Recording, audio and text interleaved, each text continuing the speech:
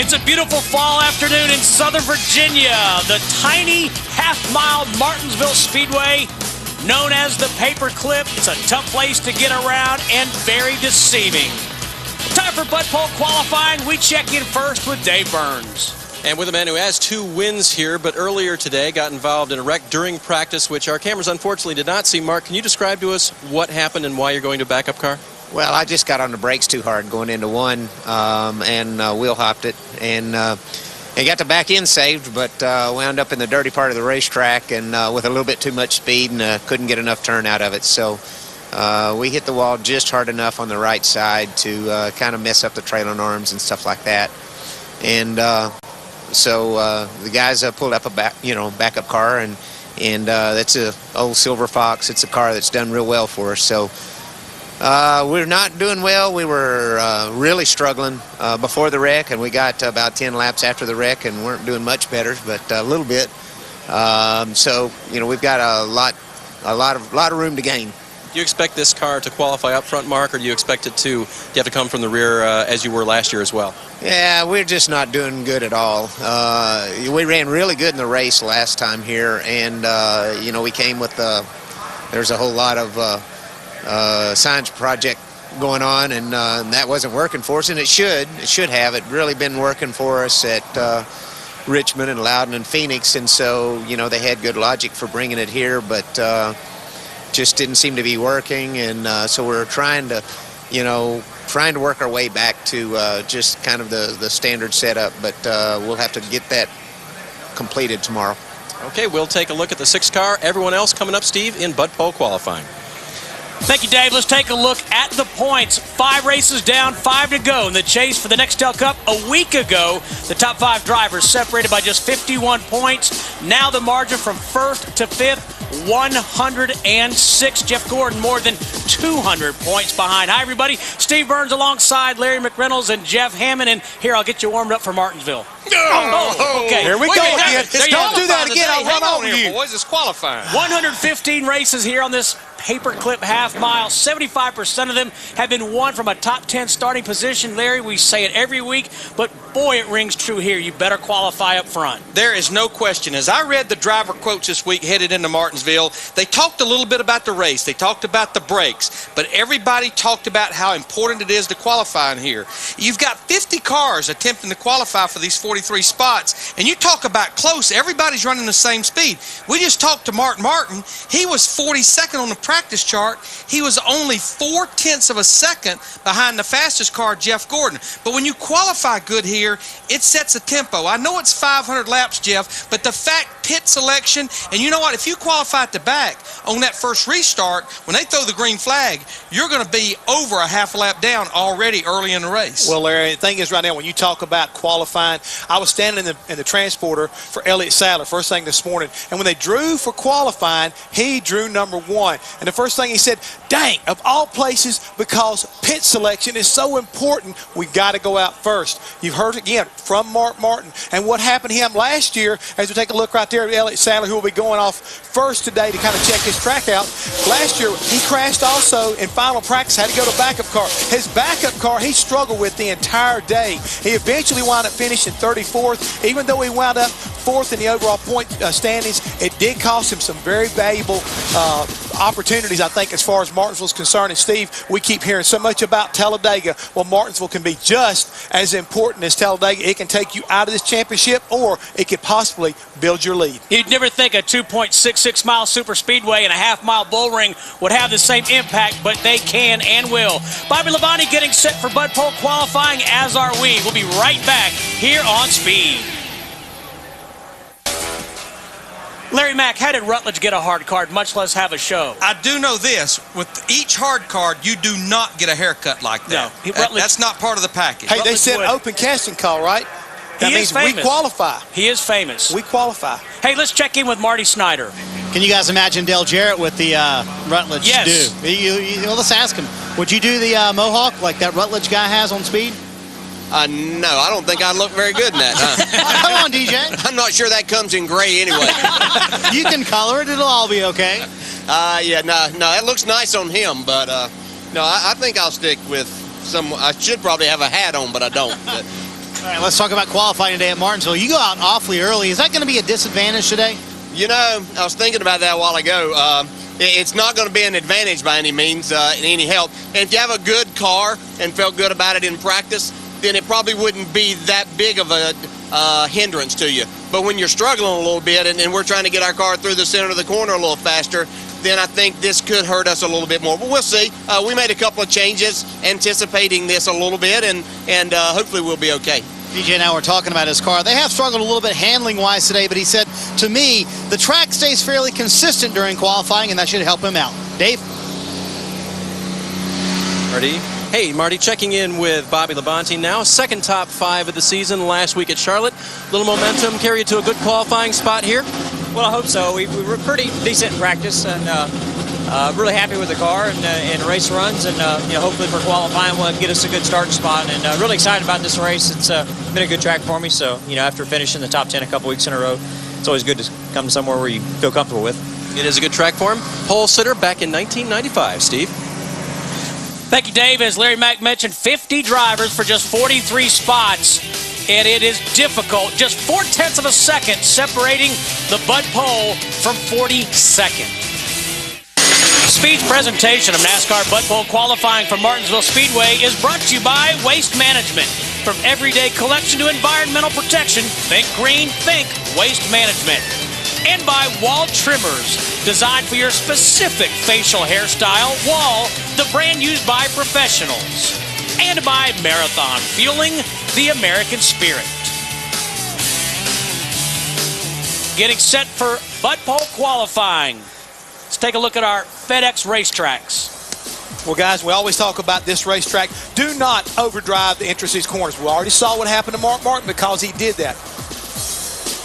Number 2, you want this car to rotate through the center of the corner. That's how you pick up the throttle and make up a lot of ground and run back to start-finish line. But number 3, when you get back in that throttle, be careful because of the low gear and a lot of horsepower. You can spin the rear tires up off the corner. That'll kick the back end off. And Larry, that all equals to what, buddy? The fruits of your labor. Think about pit selection. That's not necessarily a key to qualifying. That's one of the products of qualifying good, because just look right there how tight that pit road is. It's in a corner. The boxes are small. And if you can qualify good, you'll get that pit box right there. The number 1 leaving pit road.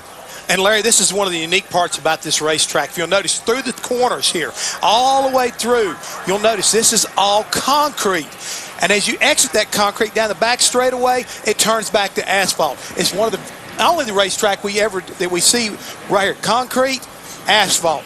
Well, and I think Dale Jarrett was talking about, as we see Elliott Sadler go out to start his qualifying run, the concrete stays pretty consistent. But here's the one thing I would be concerned about if I was Elliott Sadler. This racetrack has sat for 2 hours. Normally you'll have some type of series out there practicing or qualifying, and sometimes when the track sits, whether it's concrete or asphalt, the oils will bleed up. I think I would not want to be one of the first 5 or 6 cars to go out and qualify.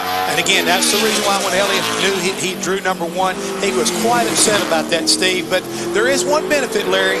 Unlike other racetracks, they get an extra lap to get these tires kind of warmed up and to get the momentum going. Unlike other racetracks where you normally only get 2, you get 3 here. Well, you actually only get 2 clock laps, but because where you go out on the racetrack, you don't come right around. You come off turn 2, leave pit road. You don't immediately take the green. So, yeah, you actually get an extra lap of on the track, but 2 laps of qualifying. Jeff, tell the truth. Was dang it all Elliott said? That's really what he did. I was really surprised. He was very somewhat composed. It was still early in the morning, though. But, Larry, I was going to say to you, when you were showing this pit road, I know as a crew chief, I used to have nightmares about this place. Of all the racetracks we go to, I always worried about where my car would be pitting here because you get blocked in, you cannot get in your pit stall, and if you can't get up on the straightaway or down toward the end of this pit road, right in the middle, it is really, really treacherous. Now, Jeff, Elliott Sadler slowed down on his second lap, but his first lap was 2/10 off of what he ran in practice, but you talked about it in the FedEx qualifying keys. He was spinning the rear tires as he put the throttle down on the exit of the corner. Dave Burns. Checking in with Casey Mears here real quick. Casey, how is your car in qualifying trim? Has it been difficult to get the grip up off the corners? Yeah, I've been not bad up off the corner, but getting in I've been really loose. And car's great in race trim. Probably the best car I've ever had here at Martinsville. I'm looking forward to the race, but hopefully we got it tightened up enough getting in the corner.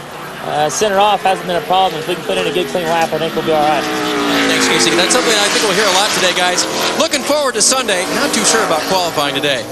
Dave, I tell you right now, and I think Larry, we keep talking about, we'll talk about this entire qualifying session, the pressure that's on these teams and on these drivers, because as a crew chief, you want to tell that driver to get up on that wheel and go get him some, but if he does that, it can get him in a lot of trouble, overdrive the corner, get back on throttle too quick, spin the rear tires. A lot of things can happen around this, your little short racetrack, that could try you from one end to the other, and again, you've already pointed out, such a tight field. And a very fine line here between underdriving and overdriving. Kenny Wallace in the 78 car crashed qualifying at Lowe's last week, missed the show. He was 30th quickest in practice. This is one of the go or go home cars. First lap, 1991. Kenny won the pole here in 1997, finished 6th in the number 81 car. Has a Busch win here in 1994, and his crew chief was Gil Martin, who's actually Clint Boyer's crew chief now in Nextel Cup. That team owned by Phil Martacci. There you go. Yeah, man. Now, Kenny will slow down on his second lap, and to me, Marty, that 1991 for Kenny Wallace is going to be very borderline. That's going to be close, and dang it, was your reaction when you found out you drew first? Are you still mad about it? Yeah, I mean, that's a pretty bad disadvantage to go out here first in Martinsville, but yeah, we just got to work our way from the back. We'll do some pit strategies and things like that, but that's why we run the race. So my Dodge Charger was very good this morning in race trim. It'll be fine Sunday. We just got a little work to do the first half of the race to get us some track position for the second half. All you really did was just give the hometown fans a little more to cheer for on Sunday. That's right. It always looks good when you start in the back and come to the front, and hopefully we'll do that again. I mean, we ran very well here the last few races in Martinsville, and they got my Charger driving good, so we'll go get them Sunday. It's all a matter of perspective, Dave. And Marty, Clint Boyer's guys just pushed the car up. They were a little late through tech. I think I know why now. What in the world is going on here? Well, I told Gil, you know, after practice I didn't have enough pull on the wheel, so he built me a bigger steering wheel. I wanted me to have a little bit more pull. No, this is the steering wheel the guys just push the car there. Well, that's the power steering running really hard to turn through the pits. And Rado, our fabricator, built him a steering wheel to make it a little bit easier to turn through the pits. That's kind of nice. You got some street rods at home. This might work on too as well. Yeah, especially with the chain, you know. Very nice. How's your car in qualifying trim, Clint? It wasn't the best in qualifying trim. Jack Dillon Chevrolet is really good in race trim, but struggled a little bit with some, you know, just down on grip in qualifying. So Gil and the guys have made some good adjustments, some air pressure adjustments. So hopefully they'll help. All right, that's Clint Boyer. Steve. Dale Jarrett on the racetrack, Dave. See him fighting the steering wheel a little bit there off turn 4. And you know, back at Lowe's Motor Speedway in May, it was announced that Dale Jarrett, UPS, would be making the move over to Michael Waltrip Racing, running the Toyota Camry next year. Well, here today, and I think it was on the UPS website, they released the number that Dale Jarrett will be racing next year, and it will be number 44. That's kind of like half of 88. You know what? I didn't think about that. Hey. I pay attention every now and then. I'll say. Doesn't cost a thing, does it? Nope. Dale Jarrett a little bit quicker than Kenny Wallace and a little bit slower than Elliott Sadler. And Larry, I'm seeing a train go by. If we take a look up here. Just one of the reasons why we love Martinsville. It's one of the unique aspects right here is you can watch it slowly going through, basically right through the middle of the campground. Right off the backstretch. You know, it surrounds this little small racetrack here in the hills of Virginia. Michael Waltrip heads out on the racetrack. He has to qualify on his time and speed, and we go to Dave Burns. With Casey Kane, last week's winner, and we were talking about pit selection and the Martinsville Speedway. Does that come into your mind here on getting a good qualifying lap, knowing that'll help your team all day on Sunday? Yeah, I mean, that's a big part of qualifying right now. We have to really think about that and just do all we can to qualify. I think the car will be a little better than practice. Hopefully we can get a top 10 with the early draw, but see what happens. And my golf cart just broke down on me. I was trying to get in here, trying to hustle and get here, and the golf cart broke down, so I was in with a bunch of fans and had to end up running to get over here. So I'm a little worn out right now. Good thing you're in good shape and are riding the momentum of last week's win. Yeah, I think we'll be all right. We got another good race car, and guys are doing a great job. They always do. So looking forward to it. I think it should be a pretty fun weekend. Stay out of trouble and see if we can't get a good top 5 out of Martinsville. Hey, Larry Mack, you know anybody that can help with his golf cart? You know, I had some big problems with a golf cart back in February, so I'm not sure I'm the right man to ask. How about Michael Waltrip, fastest lap of 4 drivers taking time? That's exactly what Michael needed to do. And Larry, A couple things about his race car. It's been a little bit dicey, but he's been up on that wheel. But I heard the rev limiter kicking in. Heard a little bit of wheel spin up off the turn. So Michael was definitely up on the wheel. We talked about tightness. He beat Elliott Sadler by 1/1000th of a second. Coming up, you'll see Hermie Sadler, Greg Biffle, Bobby Labonte, Casey Mears, and Casey Kane here in Martinsville. Thursday night on Speed, the chase is on when NASCAR races into Atlanta. We'll keep you up to speed as the chase for the Nextel Cup Championship race is on. Who better to tell you about the Georgia track than Mr. Backflip himself, Carl Edwards. The chase is on Thursday night, 8 Eastern, 10 Pacific, only on Speed. Right now, Greg Biffle chasing this half-mile racetrack in Southern Virginia.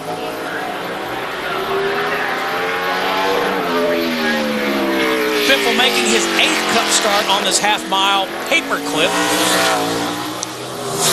He has 2 top 10 starts here, but his best finish has been 17th. And just watch, that was a great shot a while ago. Watch Greg as he comes down the front stretch here as he goes off into turn 1. Watch the nose dive. You were talking about that at the top of the show, Jeff. Off the throttle, on the brakes hard. Carl Edwards was saying that, he said, Jeff Gordon gets off the gas right about the start-finish line. He said, I don't know how he does it. He's 2/10 faster than anybody else. He lets off earlier than anybody else. But he probably picks the throttle up much earlier than most people. After his first lap, Greg Biffle is 3rd quickest. I told Carl like I knew what I was talking about. Float it in, Carl. Exactly right. Just let it roll. 5 cars separated by 1/2 Marty.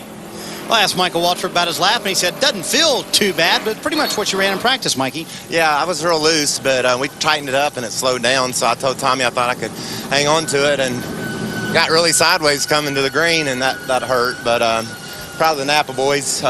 We're on the pole, so it's great. I want to thank my team, all my sponsors. Feels good. We talked about how tight qualifying is here. You beat the 19 car by 1/1000th of a second. We'll see that all day long, won't we? Yeah, and I just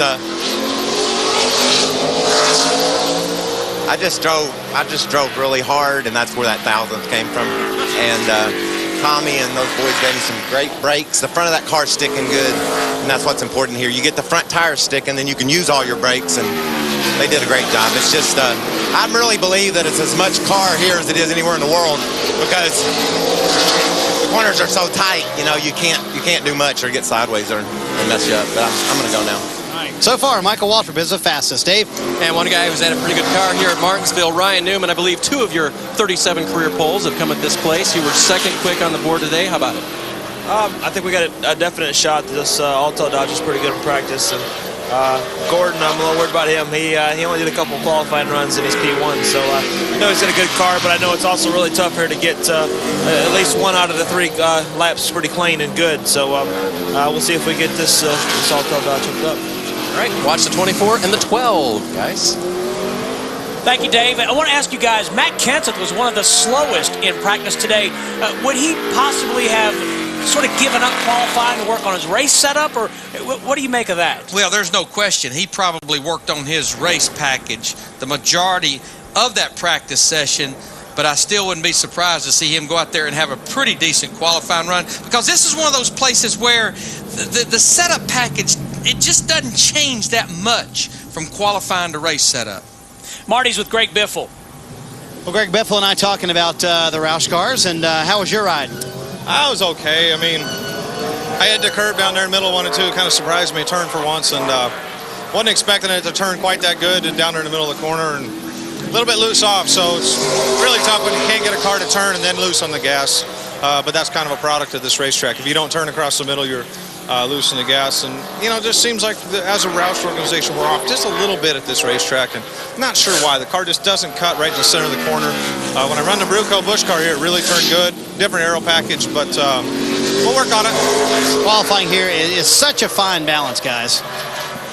And you know the thing about it, and Michael Waltrip was talking about, it's a lot car here. The one good thing about this place, it's not very much aero. I know Greg talked about different aero packages between the Busch cars and the Nextel Cup cars, but here it's 90% or better mechanical grip, about the springs and the shocks. in the setup of the race car. Jeff, I was kind of surprised. Michael Waltrip said it was so much about the car, but I've heard other drivers say it's much more in the driver's hands here than it is, say, at Talladega. Definitely so, because here he's got his foot on the brake, he's got his foot on the gas, and at the same time, you heard what Greg Biffle said, hey, I went down in there and I turned it, and it cut so good I was up on the curve, and that's where you don't want to go. That's all in the driver's hands. Tell you what, Bobby Labonte picked it up 1/10.5 on his second lap, and it was good enough to go to the top of the charts. This old team got a little momentum after finishing 5th at Lowe's. That's 3 top 10 finishes in the last 4 races for these boys. Bobby Labonte finished 4th here a year ago from a 10th starting position. Welcome back to Martinsville, Virginia. Bobby Labonte is the fastest of 7 drivers who have qualified here. Casey Mears, the 8th driver to qualify on the half mile. You hear that rev limiter right there, and what that is, that's a chip that's put in the ignition system that's set at a certain RPM. And the biggest thing we always used it here for qualifying was to keep the driver from overdriving the entrance of the corner. It was not to keep it from turning so many RPM. Casey Mears jumps up ahead of Bobby Labonte. 4 Dodges in the head of the pack right now. And Larry, as we see, you know, a minute ago it was Bobby Labonte at the top of the pack. Now all of a sudden we're seeing Casey Mears going up there and jumping up there. What I'm seeing is the track is starting to come back in again, and I think we talked about the draw of Elliott Sadler, Dale Jarrett, guys like that. I think they're going to wind up taking a severe hit because the track looks like it's getting better and better. Want to mention, too, the slowest of those 8 drivers to qualify is Hermie Sadler. Marty?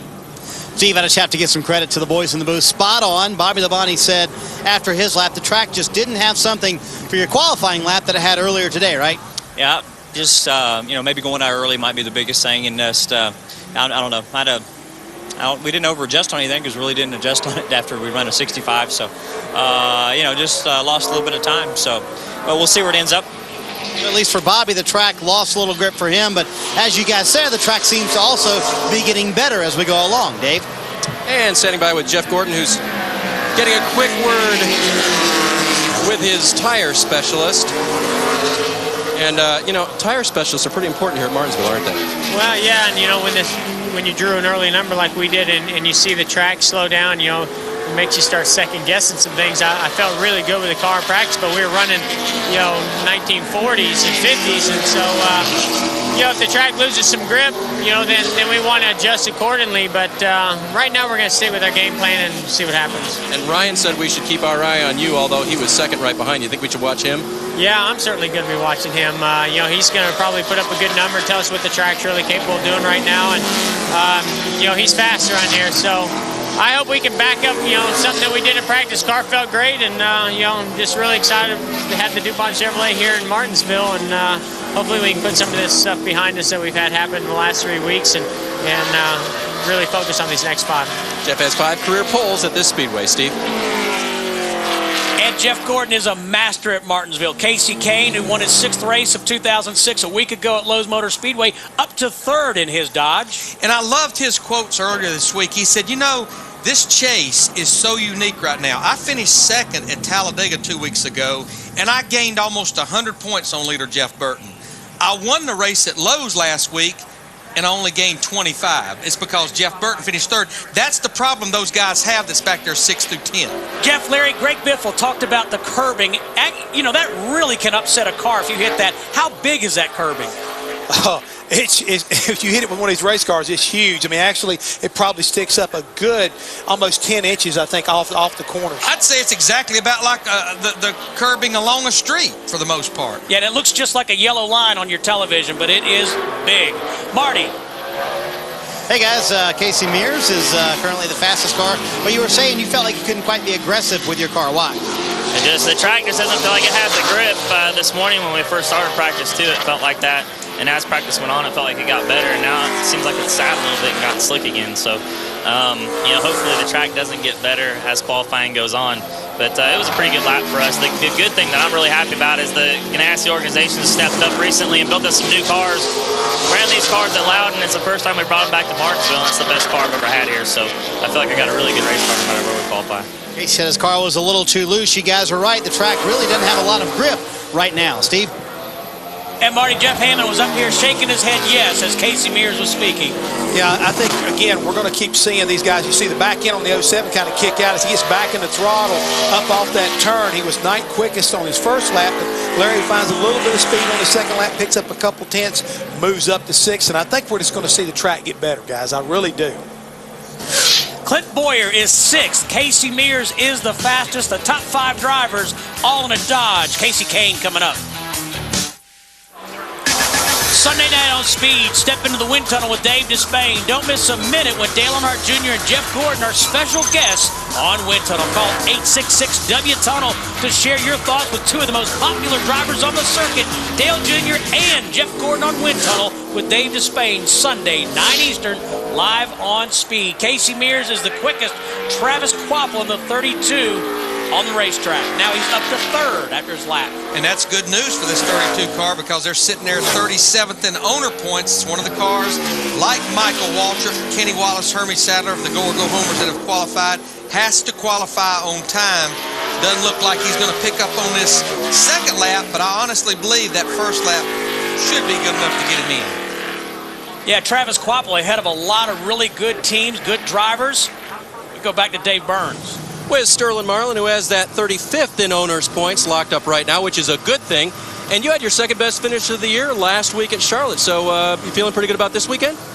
Yeah, real good. The Ginn Clubs and Resorts Monte Carlos is running good. Was like 6th or 7th in practice, and got Slugger over here, and he's done us a great job and get things turned around, get the new cars back forward and drive them and be competitive. You qualified a bunch of times here, Sterling. How difficult is it to lay down a lap here at Martinsville? Well, sometimes you do it and you think, man, that was a good lap, and it's 2 tenths slower than what you practice, and other times you're out of control and it's a good lap. So you just have to just hit it perfect. We run a 59 in practice, so hopefully we can do it again. We'll hope for perfection a second time. Steve? And Dave, you're absolutely right. Brian Newman does have 2 poles at this racetrack. But you saw the graphic, 9 starts, 9 top 10 starts here, including those 2 Bud poles we were talking to him about a while ago.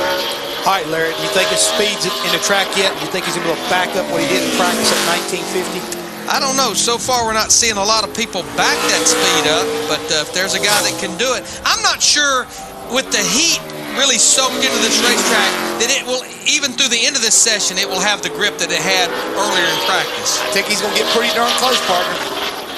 1948, he betters that 1950. Betters it. But you could hear him into that rev limiter real hard. Car looks really smooth, gets into the corner really deep. And the key thing is it's rotating, and he's able to get back and mat it, drive it straight up off the turn. Yeah, you do not see that car get out of shape on the exit of the corner, and you don't hear any rear wheel spin. And his second lap is actually pretty good, slows down a little bit. But 1948, just a little over 97 miles per hour average. He's the first guy so far that's gone out of our first basically 11 teams to be able to better his speed from practice. Tony Stewart set the track qualifying record here a year ago. He ran a 1930. Kevin Harvick atop his transporter watching. Hey, Scott Wimmer's up there with him. You know, Scott Wimmer said a couple of weeks ago, maybe at Lowe's last week, that he might have a really big announcement to make in the upcoming future. A lot of rumors are he's going to be driving for Richard Childers next year. Reed Sorensen in the 41 on the racetrack. Tony Raines was supposed to go in the 96. Their car is not ready yet for their qualifying attempt. Well, I know this young man was glad to get out of Lowe's Motor Speedway. Had a rough night both night in the Busch Series race as well as the next Step Cup race. Just 20 years old out of Peachtree City, Georgia. Now, a lot of these young rookies, they actually have 2 starts here at Martinsville. They have their spring Nextel Cup start, but a lot of guys like Reed Sorensen, David Strimmy, remember, David Strimmy would not be one, but a lot of them were here for the Busch race in July, so they have that start here as well. Sorensen jumps up to second right behind Ryan Newman. 0.04 of a second. Am I reading that right, Larry? Actually, it's 0.2. 0.2.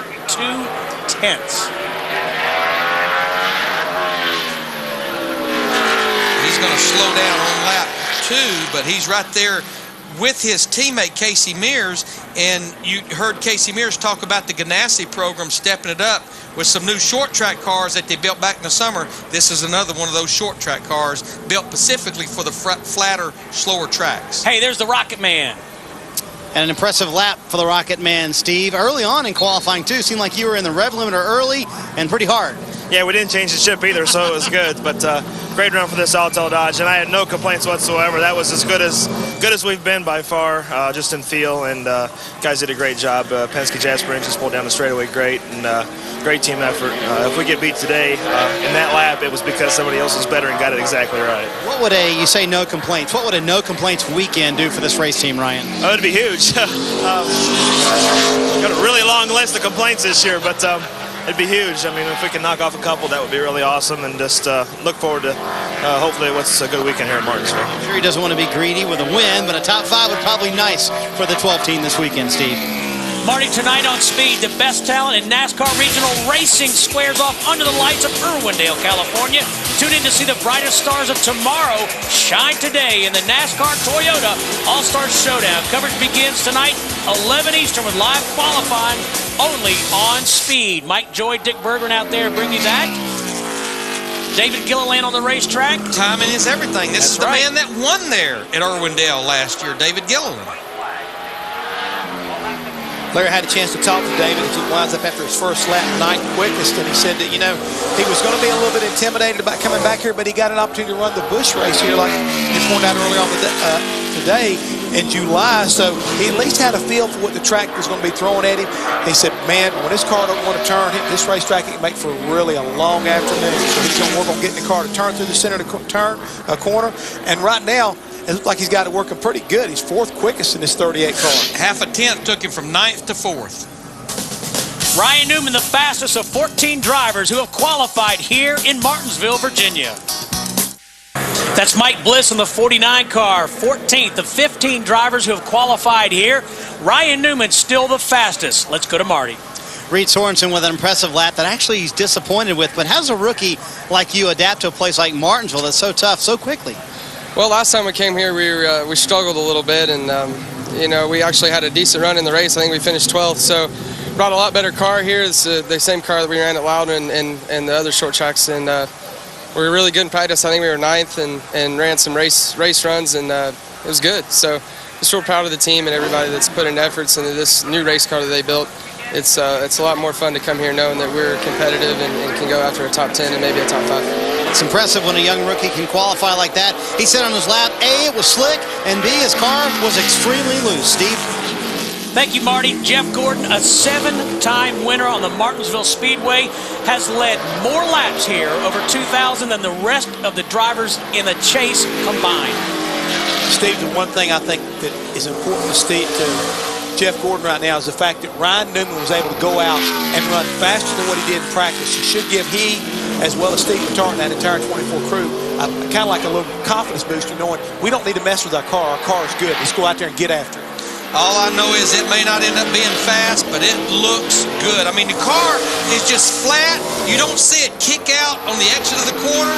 The car really rolls through the middle of the corner good. I mean, it's textbook looking qualifying lap at Martinsville. It really is.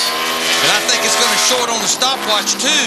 1944, first lap, he goes to the top of the charts. And that is exactly what he needed to see right there. That's the second car, Larry, that is better than what he ran in practice. And I couldn't think of a better place for this team to come to. Remember, 3 races ago, they were second in the points, -6. Now, they are 10th in the points. I got the wall there a little bit. How was it? He slowed down quite a bit right there, but his last lap, 62 last lap, pole. His last 3 races, all DNF's best finish of 24th last week, if you want to call it a finish.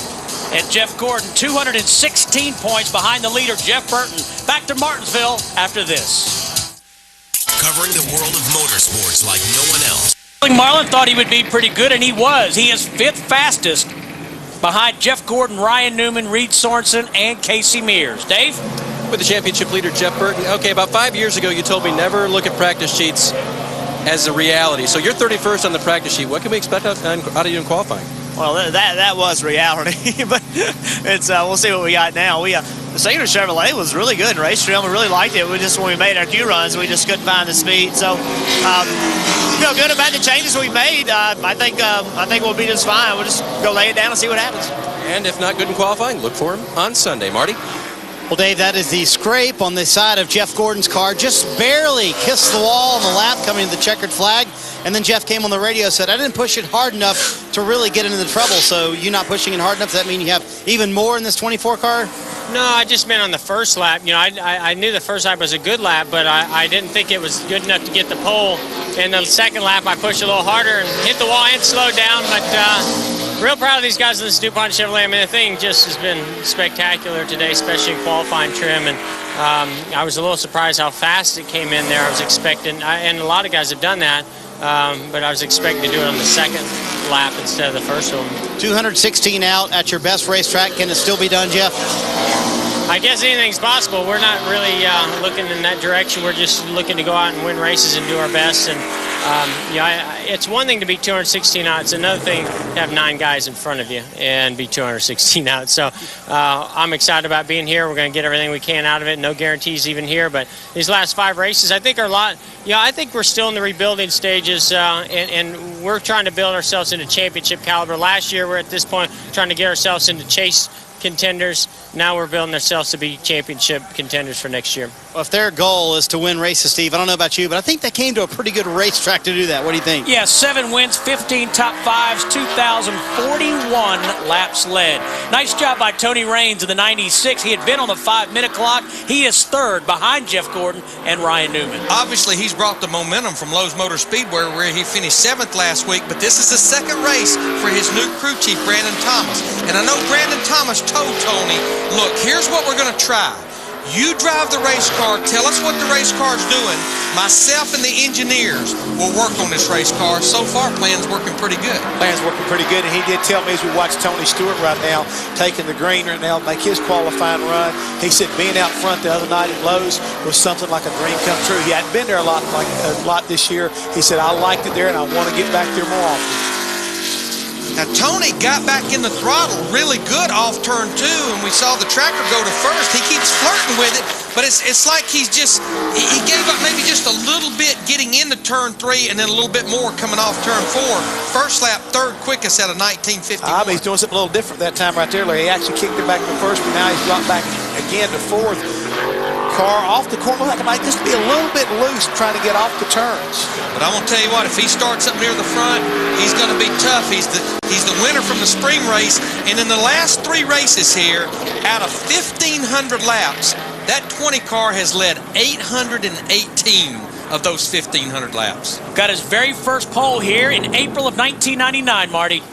Tony Raines is mad at Tony Stewart for beating him on the racetrack. That brought you back to 4th. What has this team done differently? Obviously, Brandon coming over has been a big deal, but last 2 weeks, things have really changed for you guys. Well, you know, Tony Stewart's going to hit you and knock you down from 3rd. I'll have to talk to him later. He's been a big help, and all the guys at Gibbs have. Brandon worked over there, and Philippe and I had a good car here in the spring. We qualified good, and we had a pretty good race. So I think it's just a continuation of things melding together, and that's a good run for DLP Chevrolet, and hopefully we can follow it up with a good run on Sunday afternoon. Certainly nice to see this 96 bunch have things turned around, Dave. For the first time since 2004, I get to talk to Ward Burton on the grid. That's pretty cool having you back. But you've got a task here. You're 39th in owner's points with this 4 car. How tough is this qualifying session going to be for you? Car felt great in practice. The Lucas Chevrolet was really good in race mode. It took us a while to dissect that we got to get better for qualifying, and the car felt good. It was pretty quick, but it wasn't quite quick enough. So we made some changes. I think we were really concerned on air pressure, hoping that'll help it. I'm getting ready to get every little bit out of it to Scott, I can tell you that. All right, good luck, Ward. Nice to have you back. Well, Ward's going to stand on it. Great to see him back at the racetrack in a driver's uniform. He'll join us on trackside at 7 Eastern with Jeff Gordon. And Larry, we were down in the garage here early before we get a chance to watch Kenny Strader complete his run. He's 4th quick right now in this 21 car. Good qualifying lap by him, but we got a chance to speak with Larry McClure about Ward. And what did he say? Ward come on the radio and told him? Said something about didn't take long to knock the rust off old Ward. There ain't no rust on this old Ward. Marty Snyder with Tony Stewart. Tony Stewart about gave poor old Tony Raines a heart attack coming in, and then he was mad at you for knocking him out of third, and then you about ran the poor guy over.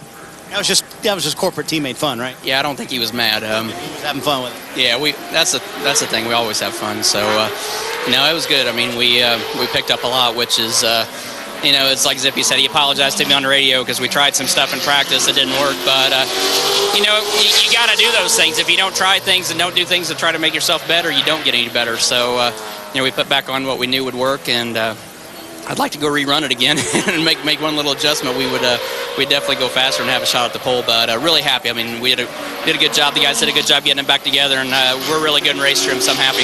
Really, that's the mode you guys were in because you don't have anything to lose here in the second half of the season, right?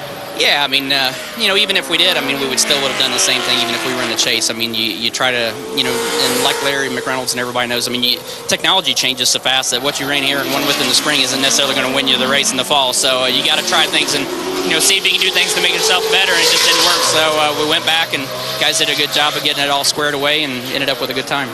Shows the strength of the team when they can go back to the baseline and still qualify in the top 5, Steve. That's a fact, Marty. Thank you very much. Dave Blaney, the 22 car, celebrated his 44th birthday on Tuesday. Qualified 14th here in the spring.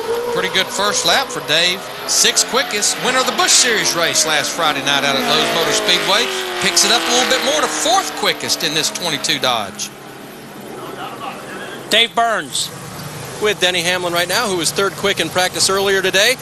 Are you trying for a pole or just a good pit to pick here? A pole. There you go. All right. Without a doubt.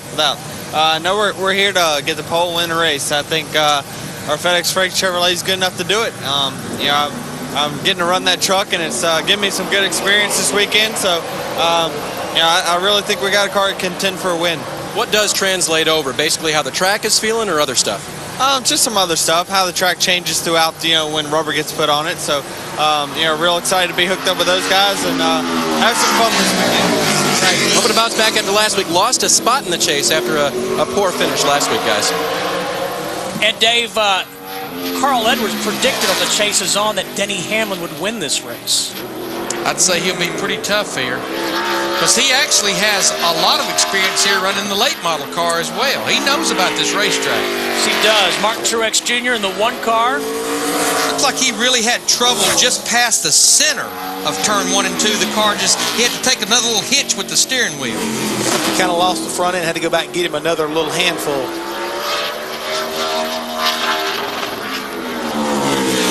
19th quickest in practice earlier. First lap 1979. What that car looked like, that's actually a pretty good lap. Trying to rebound here a little bit, Larry. About halfway through Bud Pole qualifying here at Martinsville, Virginia. Jeff Gordon with the fastest lap. Steve, I want to go back and I'm going to challenge what your buddy right there, Mr. Carl Edwards said. I think he's going to have his hands full. I don't think you can pick Denny Hamlin. I think you're going to have to go through guys like Gordon and Tony Stewart if you expect to win this race. There's Jeff Gordon, a 7-time winner. He's happy because right now he is the fastest in Bud Pole qualifying. Speed's presentation of NASCAR Bud Pole qualifying from Martinsville Speedway is brought to you by Budweiser, the official beer of NASCAR and proud sponsor of Dale Earnhardt Jr. and the number 8 car. Right now it's the 24 car atop the Bud Pole. Brian Vickers, Jeff Gordon's teammate, taking his turn on the half mile.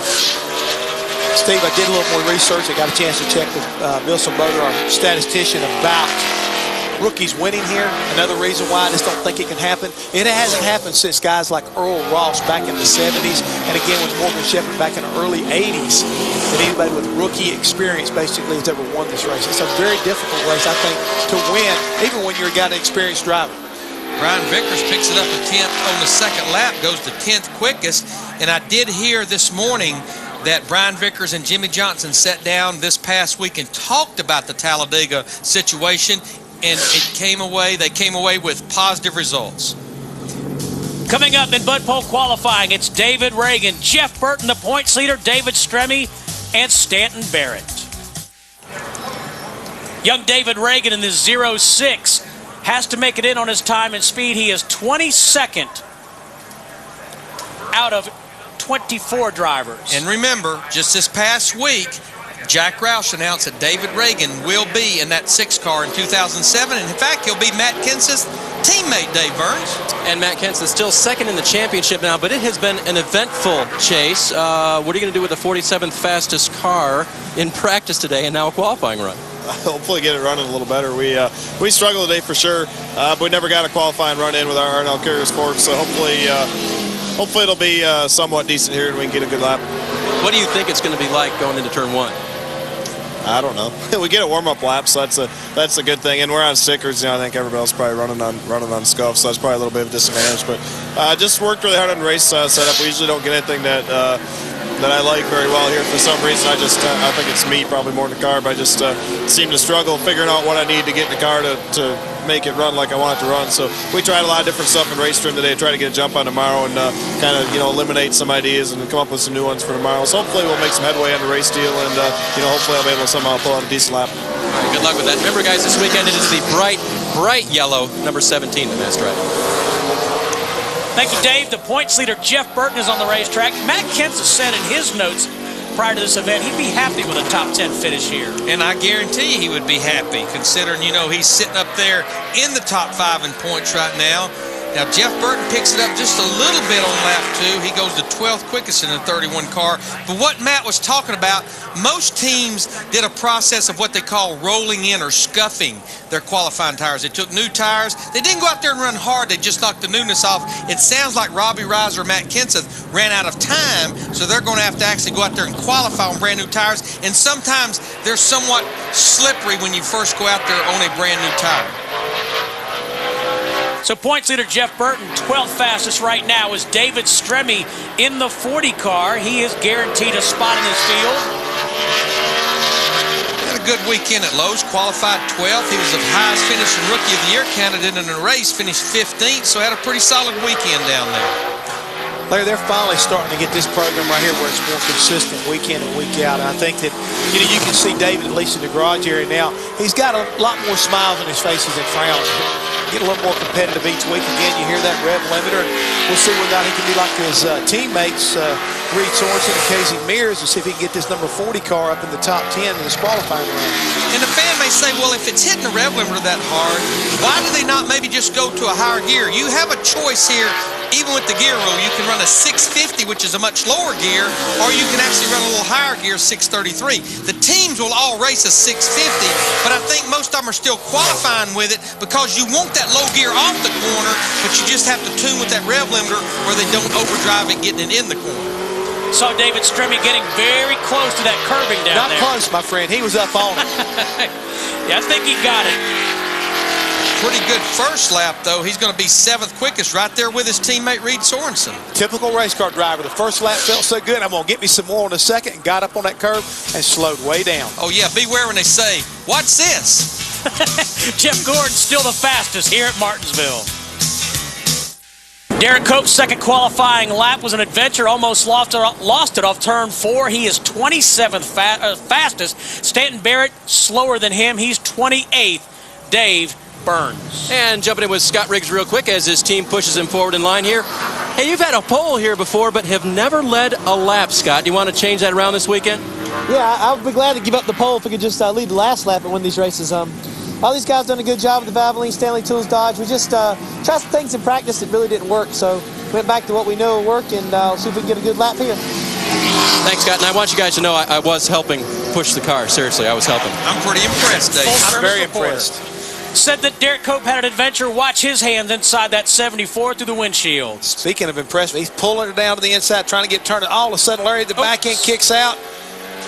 Back to the right, now back to the left. Up, back to the right one more time. And the whole time he's doing that, the clock is going tick-tock, tick-tock. And I guarantee if we had that close of a shot of Jeff Gordon's hands a while ago at a 1944 versus that 2027, you would see his hands just be nice and steady, nice and smooth. Carl Edwards, 15th fastest. Travis Quapple, meanwhile, locked into the show. Some good news for the 32 team. Carl told me on the Chases Zone that he had an epiphany here in the spring. Dude, what? He had a revelation. Oh.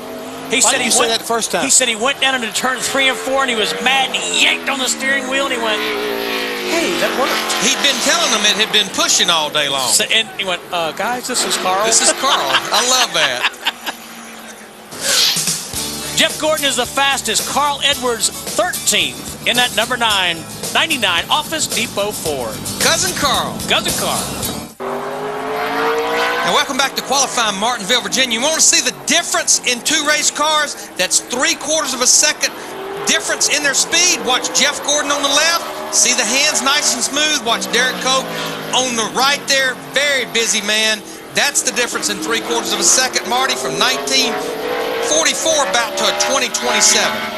Well, for Carl Edwards, he said that was the best lap I could do. But we want to talk about your epiphany here in the spring. How did that come about? Well, Joe Milliken had been telling me forever. He said he went with Richard Petty a long time ago. He said a lot of guys won't tug that wheel. He kept telling me, tug that wheel. I drove about half the race and told him, this thing won't turn. It won't turn.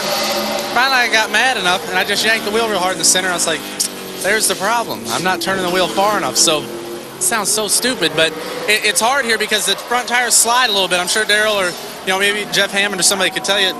A driver gets in the corner and the front tires slide a little bit, and you think, I don't want to turn any farther, but when you get to the middle, you got to yank it. You just gave every driver the secret to this place. Yeah. Hey, it's not the secret, because I'm turning far enough right now, and we're still not fast. So everybody on the Office Depot team is doing a good job, but like you said, the Roush car is having a little trouble. I don't know what it is, but hopefully we race well. It's a fun place to race at. Hey, Dave and everyone else, he's got the permanent name tag on. Cousin Carl, permanently on that uniform, Dave. Well, we go from Cousin Carl to Brother Kyle. And Kyle, we were talking about drivers whose hands are moving a lot or drivers whose hands are moving a little steering their car around this track. What are yours going to be doing? I'm probably doing way too much. That's what I'm doing. My hands are going every which way. I just need to calm it down and be nice and smooth. That's what I need to do. But we're having some good old fun here in Martinsville, Virginia. So let's see what this Kellogg Chevrolet has in store for us for qualifying, and we'll go get them in the race. 16th fastest in practice. We'll watch his lap. Steve? You know, guys, for 2 years we've been seeing signs. We've been hearing people saying, where is Ward? Well, we know where he'll be on Sunday. He'll be racing in this 500 lapper here. Good lap for Ward Burton, 21st quickest, 1986. And you heard a big yell from the crowd. He's a Virginia native. He is locked in the show as Robbie Gordon, that number 7 car, has his Chevrolet up to speed. And one other thing you forgot that I heard, a big sigh of relief by Larry McClure and everybody on that 4 car, because they really wanted to get him in this race and give him an opportunity to perform, because they feel like he's still got what it takes to win races. And that's big for Ward, and it's big for that race team. This is a race team. They've missed some races. Ward Burton essentially hadn't been in a race car in almost 2 years. They come up here, and on lap 1, boom, they're right in the show. I think Dave Burns mentioned it, November of 2004, Ward's last start. Hard to believe, but he'll be making his 357th career start on Sunday. Probably Gordon's first lap, 1982. And he actually picks it up to 13th quickest on lap 2 at a 1978. He picked up 4 100ths and picked up 4 to 5 positions with that second lap. He did a little work on that car since practice, Larry. He was 35th in practice, and he bettered his practice speed by just about 8 1/1000ths of a second.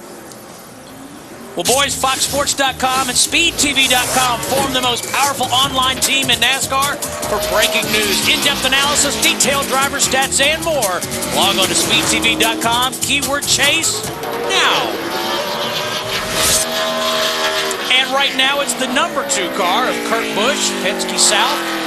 Some pretty big news out of this camp this past week. We'll go back to a week ago at Lowe's Motor Speedway on Thursday night. Kurt in the 2 car qualified 3rd, but at a post-qualifying inspection, the right rear shock was an unapproved shock. They disallowed his time. He had to start 41st. This week, NASCAR fined crew chief Roy McCauley $25,000. Took 50 driver and owner points away from the 2 car. Roy is on probation till the end of the season, plus a 2-race suspension for Roy McCauley, which has been pretty consistent with what they've done this year with fines and probations and suspensions.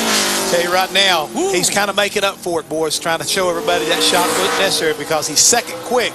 Now it's gone green on his second lap. If he can just get it through 3 and 4 and back to the start-finish line, guys, we may have a new pole setter. Boy, he picked the gas up so quick that he had to roll back out of it. I think it will be good enough. Yeah. 1940. P1, Kurt. Good job. P1 is position 1. Kurt Busch now atop the leaderboard. Good job, guys. Good job. Different driver, same number car, a lot of times the same results. I can remember when Rusty Wallace used to have that blue deuce up on the pole here and always running well. Look at that crew right now. They are all pumped up. They know starting up front how important it really is. And he picked up about 1.5 tenths from what he ran in practice earlier.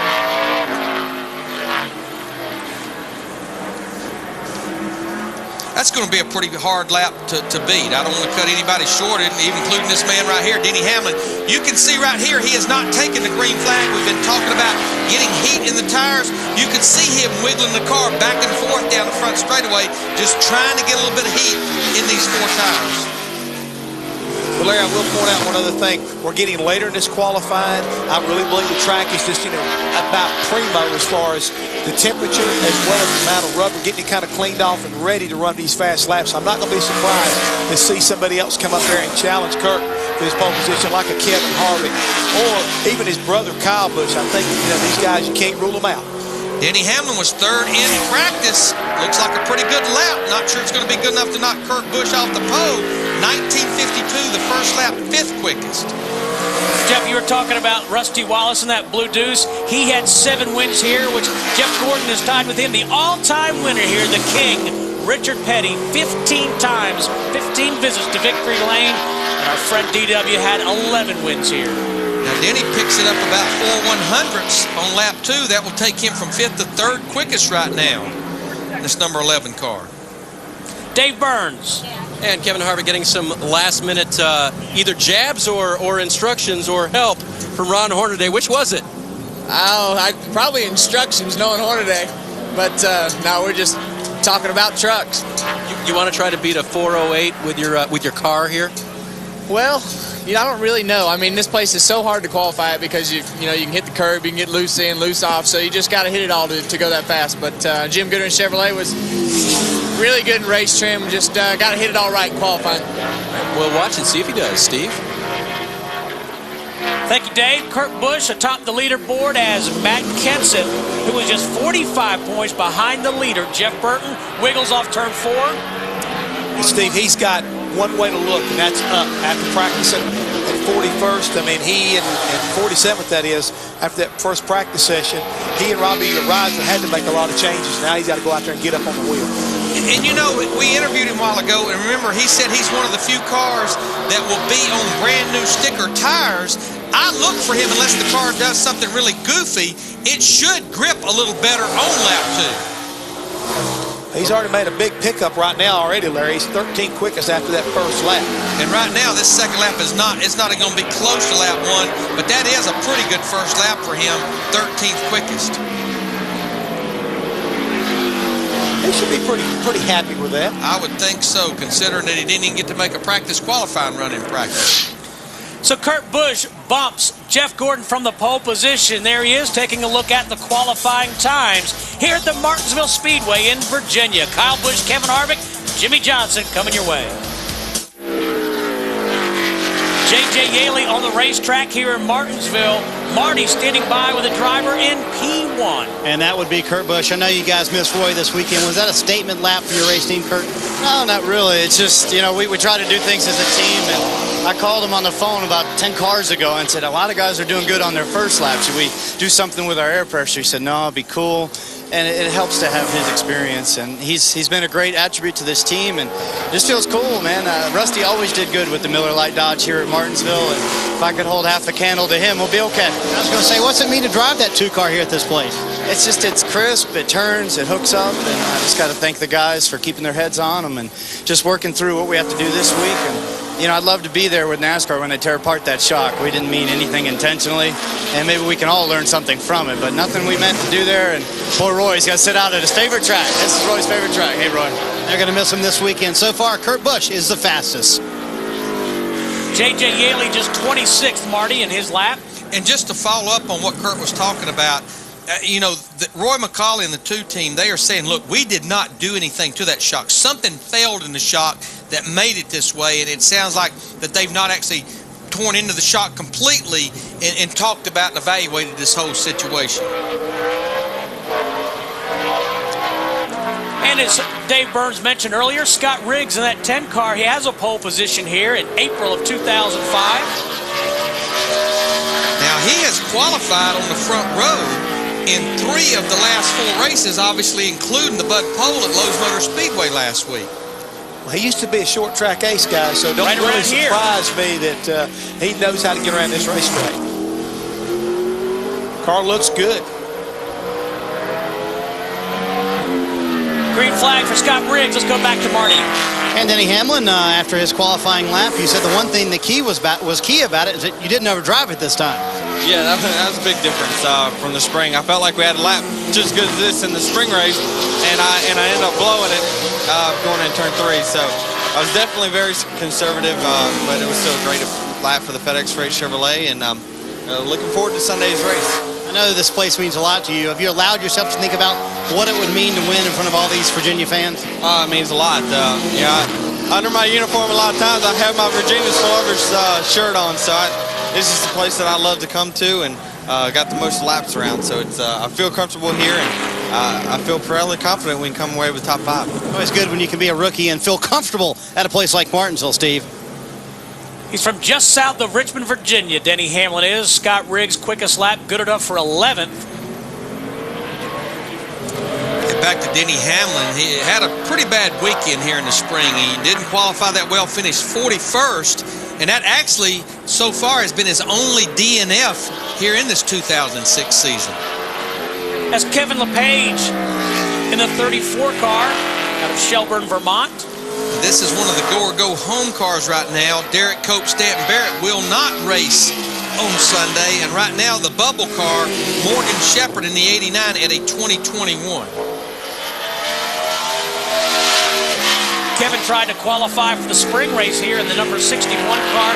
Did not make the show. Has 11 starts in the Cup Series here in Martinsville. This team missed the race at Lowe's last week with Kevin behind the wheel. Let's see what they can do here. Right now, they're just going to be right on that fence as he's got his hands full with this race car. Good enough not to put him in the show. It will bump Morgan Shepherd out of the show. Right now, Kevin 34th quickest. He needs to pick it up a little bit, Larry. He's still right there on the edge. You know, you got to outrun 7 guys to get into this show for Sunday. So he needs to hustle back here to start-finish line all he can, pick up whatever possible. And he does do that on the second lap. He moves himself up to 33rd and gives himself a little bit of a cushion there. And right now, Hermie Sadler, the driver on the bubble, another Virginia native. Now that will lock Kenny Wallace in the 78 car in the show right now at a 19.919. David Reagan would be the next car to get bumped in as far as his time at a 1993 was his time. There's the top 10 drivers in points and where they currently have qualified for the Subway 500. Let's go to Dave. With Jimmy Johnson right now. Denny Hamlin took a swing at the Kurt Busch time of a 4:08. How about the 48 car? I think we got a shot at it. Draws in our favor. We had a great practice. We'll see if we can go out there and put together one good one and maybe get a red hat today. A good starting position here is going to help a lot here at Martinsville, doesn't it? Yeah, it does. In the spring, we won the pole, and it was so nice having that first pit box. Picked us up 3 or 4 spots every time on the pit stops, plus kept us out of trouble on pit road all day long. So ideally, I'd love to be back in that situation, but top 5 would be the goal for today. Hey guys, that's pretty cool. When spots pick themselves up on the racetrack, that helps a lot, doesn't it? Definitely does. I mean, again, we keep talking about how do you win this race?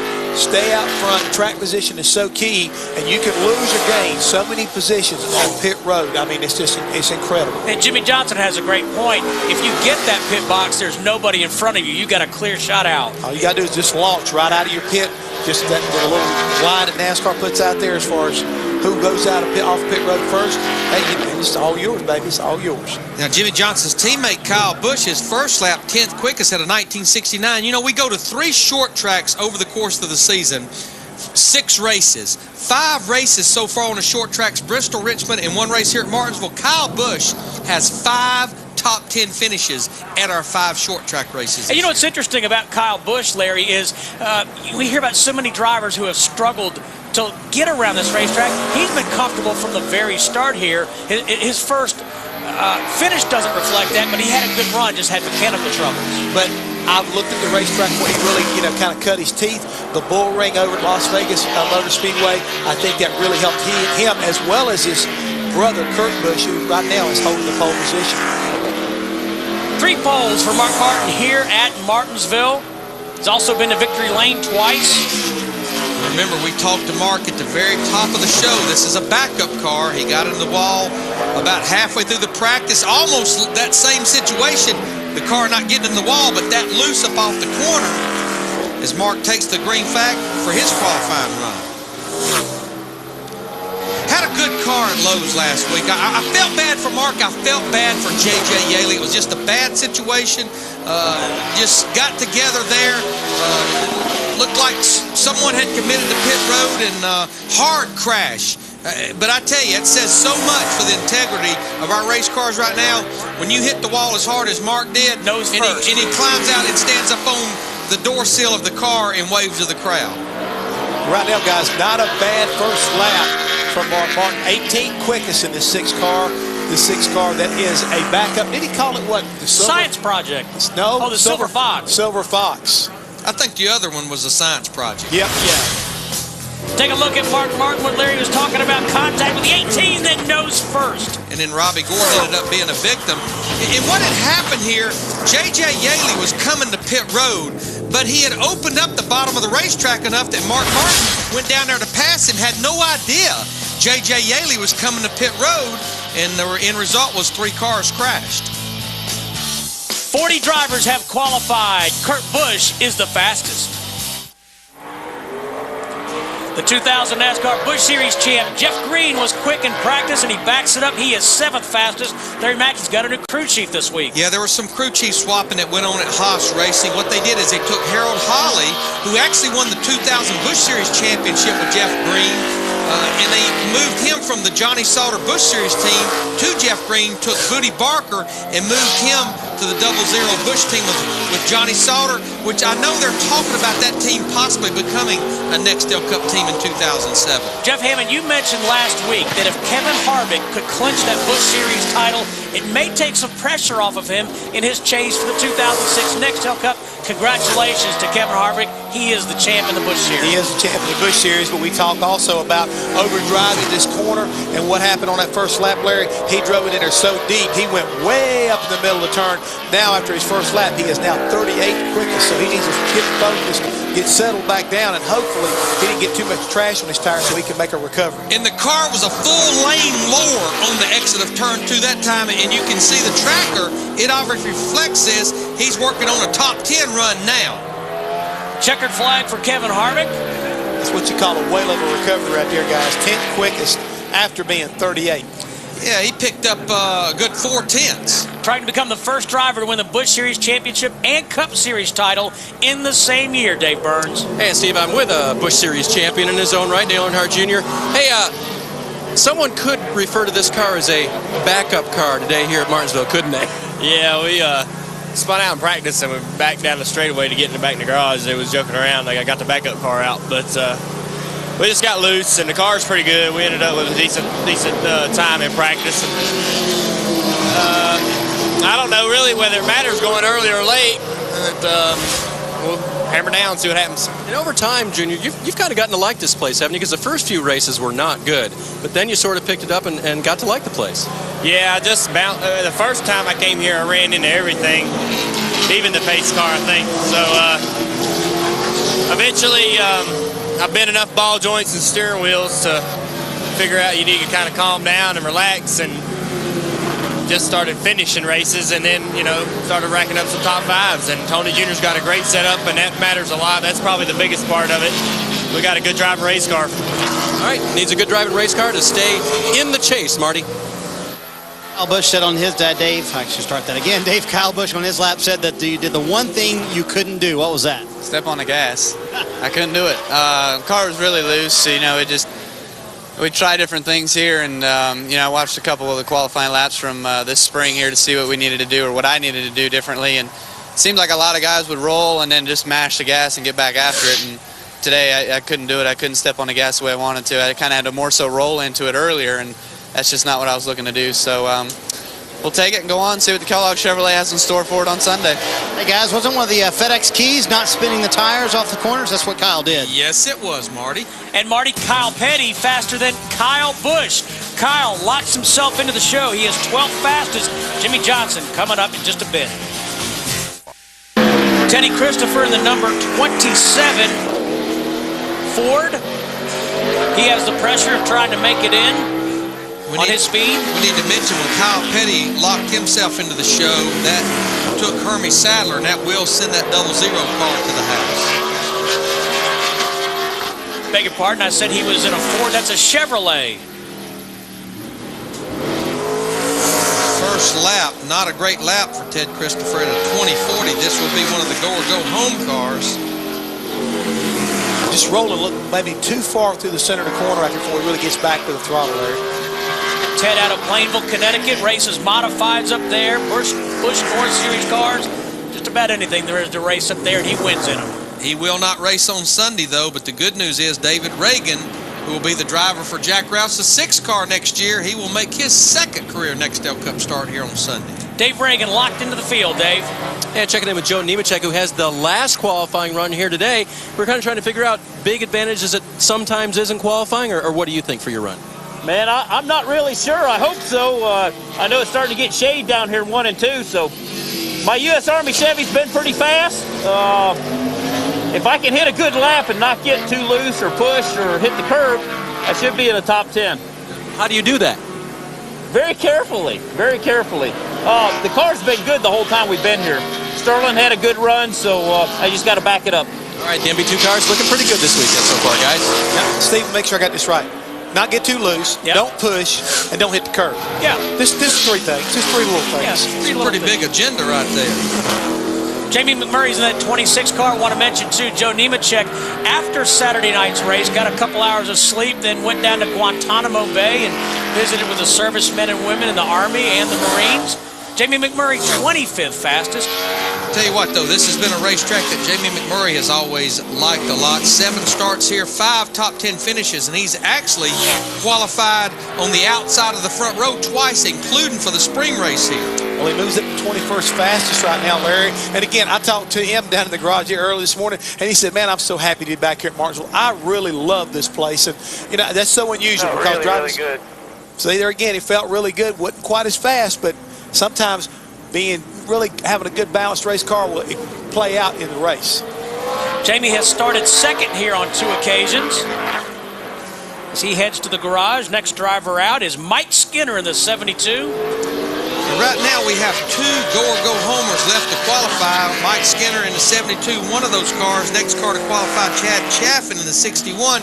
And the 2 cars watching these 2 qualifying runs will be Kevin LePage and Mike Bliss in the 49 car. Mike had a good qualifying run last week at Lowe's Motor Speedway, but he was caught up in that first lap crash that actually took out several race cars. Steve, excuse me, I was going to say, Steve, here we go again. We talk about the race on Sunday, but here's the race within a race between these final 2 competitors just trying to make their way into this race here on Sunday. So a lot of people sometimes forget the fact how important qualifying day can be. It will not happen on lap 1 for Mike Skinner, so he's going to have to try to make up some ground on lap 2 at a 20.06. He needs to run faster than a 19.993, so he needs to pick up a little over a 1/10 of a second on lap 2. Lost a little bit of ground right there in 3, Larry, so he does coming off of 4. I don't think it's going to do it. 19.96, that will not do it, but that puts him on the bubble now, which bumps Kevin LePage. He's right now 1/1000th of a second behind Kevin LePage. Kurt Busch still the fastest, but the final 3 drivers are Jimmy Johnson, Dale Earnhardt Jr., and Joe Nemechek. Pressure on Chad Chaffin in the 61. Now, he was 43rd quickest in practice at a 19.979. He needs to beat a 19.965, which is Mike Skinner that just qualified in that 72 car. We do know that Mike Bliss in the 49 car will not race on Sunday. This car missed the race at Lowe's Motor Speedway last week, where we had about 50 cars there for qualifying. Hey, let's speculate a little bit. We got Kurt Busch sitting on the pole. His time was about a 1940. You got Jimmy Johnson, Dale Earnhardt Jr., and Joe Nemechek. Any one of those drivers a threat for the pole position. Remember who sat on the pole here for the spring race? Jeff Gordon's teammate, Jimmy Johnson. In fact, it's been Jimmy's only pole in 2006. So it's not over until it's over, young man. Well, for Chad Chaffin on his first lap, he didn't get the job done, and coming off of turn 4, it's not looking too good. Now, Chad Chaffin will not race on Sunday, but that will put Mike Skinner in the 72 car into the show. So we know that Mike Skinner is locked in because the final 3 drivers obviously qualified because they're in the top 35 in points. And in the case of Dale Earnhardt Jr. and Jimmy Johnson, they're in the top 10. Junior 106 points behind the leader, Jeff Burton. Jimmy Johnson 146 points behind Burton. He's in the 48. So basically what we're saying right now, guys, the race for who's going to be in the races come Sunday has already been determined, with Mike Skinner being the final car that will make the race. Now the race is whether or not for these final 3 guys is whether they can unseat Kurt Busch for the pole. Pretty amazing stat for Jimmy Johnson. He's been in the top 10 in points for 100 consecutive races. And a good racetrack for Jimmy. He has the 1 win here. He has the pole we talked about in the spring of 2006. 9 starts. The last 8 of those starts, top 10 finishes. 5 top 5s for Jimmy Johnson at Martinsville. And Larry, watching him run this first lap, he winds up 15th quickest, but he just looks like he's not really attacking the corner like I'd expect him to do. Looks like this lap could end up being a little better than lap 1. In fact, it just kept getting better down to the middle of 3 and 4, but he lost some ground. You could see the car slide just a little bit right in the middle of turn 4. He picks it up, but I think he was headed even for a better lap, but right now, 8th quickest for this 48 car. You know, we pay a lot of attention to the drivers in the chase, and rightly so, but let's not overlook the efforts by Dave Blaney in the 22. He's 6th fastest. Jeff Green in the 66. He's 7th. Kenny Schrader, 9th fastest. Tony Raines in the 96. All those guys in the top 10. And then Kyle Petty in that 45 cars, we see Dale Earnhardt Jr., the fastest of the go-or-go-homers, up there in 13th quickest in the 45 car. Good job also by David Strebe. He's 12th fastest. Dale Earnhardt Jr. was 12th quickest in practice earlier today, even with the little mishap he had coming off turn 2. Comes in here 5th in the Nextel Cup points, 106 points behind leader Jeff Burton. Had his best finish in the chase at Lowe's Motor Speedway when he was 4th. And the reason you see that moving around so much is because the field is so tight. Just a little bit, one direction or the other can change you 10 or 15 positions. Good first lap, Larry. 12th quickest for the 8 car of Earnhardt. 1966. And again, Larry, we've talked about it. Kurt Busch on the pole, just 2/10 faster than Dale Earnhardt Jr. Junior picks it up to 7th quickest in this Budweiser Chevrolet. 1956. He picked it up a 10th. He picked up about 5 or 6 positions. Joe Nemechek, the final driver to qualify today. Kurt Busch with a big smile on his face, trying to nail down his 6th Bud pole of 2006. All of our drivers in the chase have qualified. Denny Hamlin 3rd, Jeff Gordon 2nd is the quickest. Best qualifying position, Marty. Well, we talking to Mark Martin about his backup car. You got a couple of extra laps in it. How do you think it'll race Sunday? Oh, that's the Silver Fox, man. That's a car we got from Pat brought from Wood Brothers when he came, and I love that car. So I just want to applaud my AAA team. They've been through a tough day today, and it's been kind of a hard week for all of us with testing and everything. And that's a better lap than I expected to get. And it's a tribute to them and how hard they've worked, and I'm actually very pleased with that lap, and that'll be a decent start spot. Steve? Thank you, Marty. Joe Nemechek, final driver, time trial in. We talked to Joe a while ago, and he was looking at a top 10 run. He's got some work to do from lap 1, 30th quickest on lap 1. Silver Fox, Wood Brothers, David Pearson. David Pearson, yeah. This may not be the qualifying run that Joe Nemechek was looking for. Ends up 23rd quickest, but finally this group got their first top 10 finish of 2006 last week. They finished 9th. That had to be a big morale boost for that whole Army team. Speaking of morale boost, sitting on this pole definitely helps these guys from Penske, I think, since what they went through a week ago from Charlotte. When we come back, we'll talk to the pole sitter here for the Subway 500, that man, Kurt Busch. When we continue from Martinsville, Virginia, here on Speed.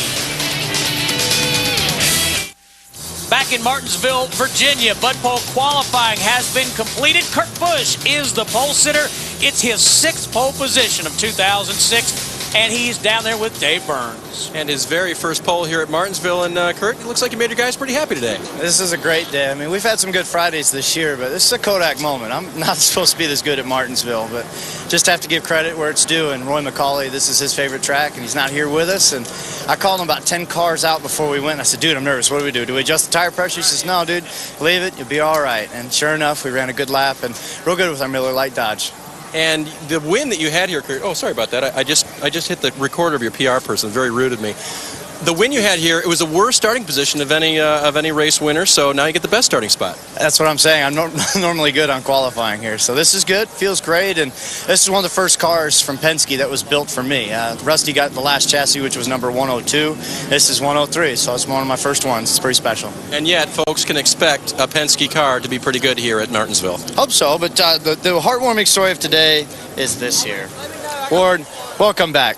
Good to see you again, bud. And he made the show. He did. We're all real proud of him.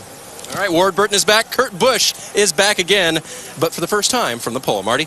Dave, I'm sure Dale Earnhardt Jr. is proud to see Ward Burton back as well, and a nice qualifying lap for you. You went out and said, I'm not sure whether it's going to be an advantage to go early or late, so what's your take after you qualified?